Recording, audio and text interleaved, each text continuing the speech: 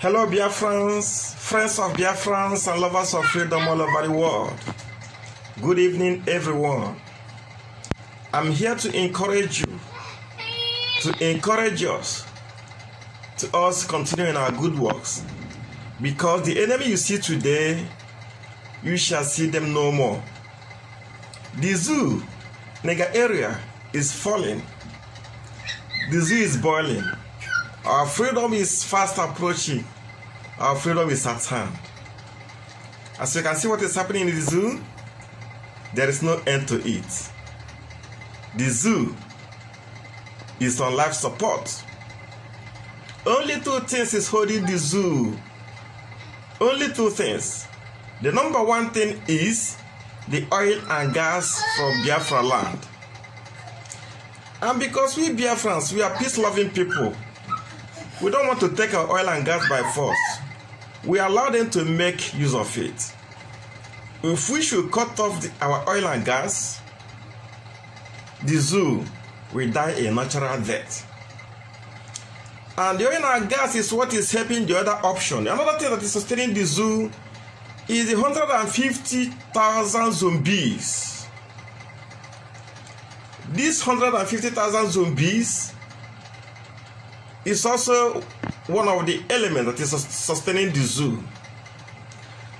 This is why I keep on encouraging Radio Biafra Hausa service to keep on educating the Hausas.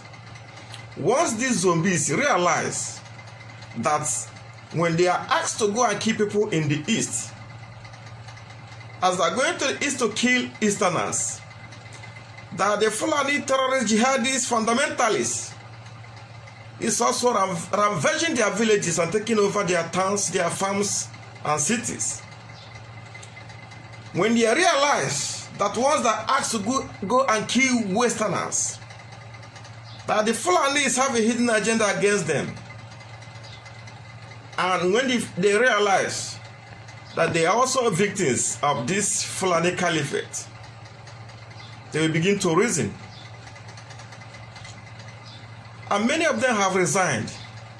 Many are still resigning, and many will still resign. But I pray that all of them should get sense and resign immediately. When they realize that the Christian minority Northerners are killing will affect them directly or indirectly. Because when their children want to get married, where are the women they will marry?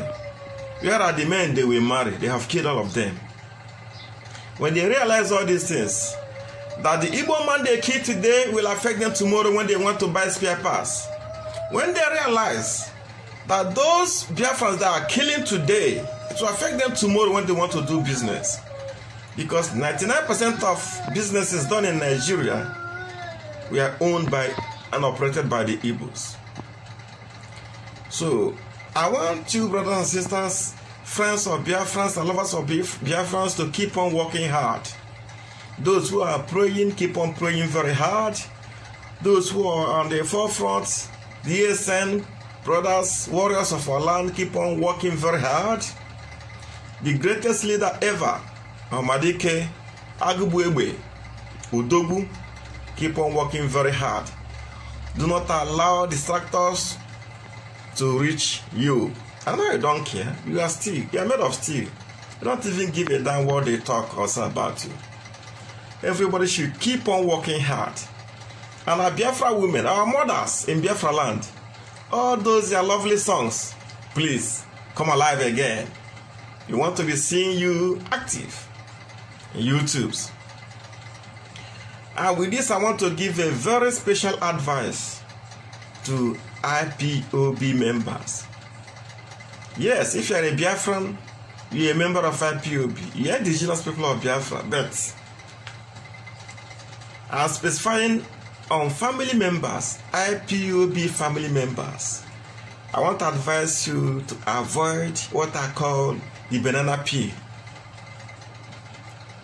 Because when you fall, you'll be forgotten. You'll be nobody. So continue the good fight so that when Biafra is restored, your name, your names will be written with gold. And your children will be happy, you will be happy.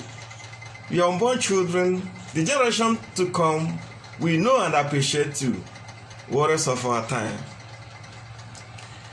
The advice is this. If you have noticed that when people are out of IPOB, or let me put it this way, once Ohamadike forsakes anybody, once Mazi Nnamdi Kanu forsakes anybody, that same day, that same hour, heavens will automatically forsake the person. I am not a prophet.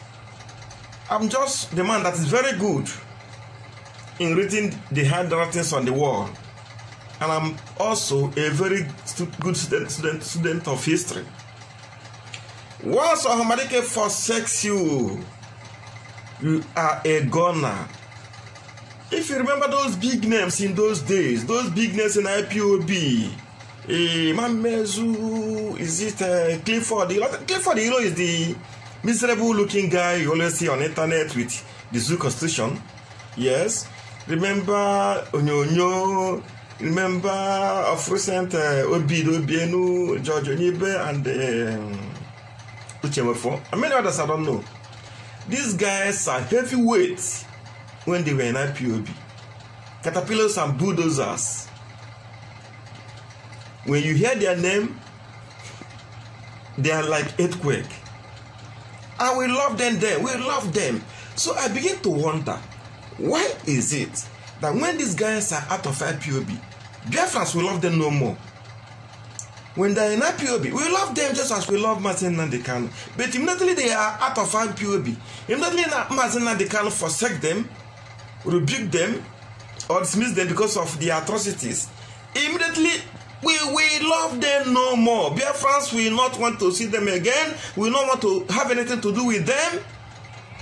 If you go to other organizations, you will notice that when the leaders separate, or one leader out of one or the other, the camp, you see followers, thousands, if not millions of followers following him. But in IPOB, it never ever happened, and it will never happen. Once you are out, you are gone.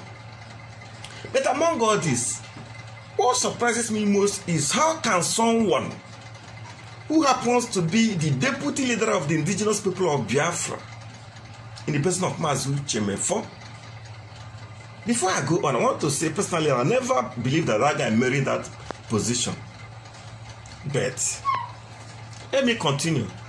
How can somebody in such a mighty position, dignifying position, honorable position, a position that we know that is far more better and superior to being the vice president of the Zoological Republic, and someone in that position will fall? Nobody put a start to him. He fell on his own free accord. He fell because of jealousness, brute enviousness, because of disobedience. He was very disloyal. It was recently I heard that it was greed. I never knew that the millions of naira the zoo government budgeted to jam Radio Biafra, that Uchemefo was the agent, the instrument of destruction they wanted to use. But you know what about IPOB is that the hand of God is in IPOB, so you can't bring IPOB down. And the leader is very smart, intelligent, a man filled with wisdom, filled with the Holy Spirit. He was able to dictate it in time. So my advice still continues to us. Please be always loyal to the authorities, to the oath you swear unto. Do not be greedy, do not mess up. And I will tell you why tonight. Why it is that when you are out of IPOB, we Biafrans love you no more. I'm taking from reference from the Holy Book, Holy Bible, the Gospel Book of John, chapter 3, verse 16. And the Bible says, "For God so loved the world that he gave his only begotten Son, that whosoever believeth in him will not perish, but have everlasting life." Simply put, when you are born again, when you receive Christ, That blood that Christ shed on the cross of Calvary, that blood have washed you. You are no more yourself. You are not a new creature. God now sees you as a new creature. He now sees the blood of his beloved son in you. So this is exactly what happens in IPOB. Once you are out of IPOB, because we Biafrans, we love IPOB, we love IPOB with all our heart. So once you are out, that love will diminish. It will return to zero. So I want to advise you, brothers and sisters, lovers of freedom, if you're not pure, please be strong. Do not fall astray, so that your name will be written in gold. Because the journey is no longer long. In a twinkle of an eye, you will sleep in Nigeria today and tomorrow you wake up in Biafra land. It is going to happen. Believe you me, it is going to happen. The indices are there. The zoo has crumbled. Only these two things I mentioned earlier is what is holding the zoo.